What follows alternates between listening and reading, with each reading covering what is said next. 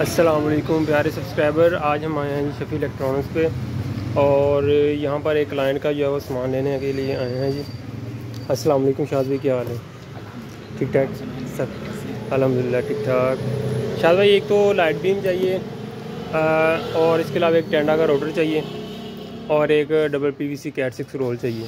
Double PVC में 0.5 to 4.5 चाहिए। तो ये नहीं जी, यहाँ से नेटवर्किंग का जो है सारा सामान हम लेकर जाते हैं जी। क्या रेट जा रहा है इसका लाइट बीम का? लाइट भी मिल जाएगी 12,500 12,500 की। और टेंडा 301 2450 और कैट 6 जो ये डबल PVC 6,600 6,600।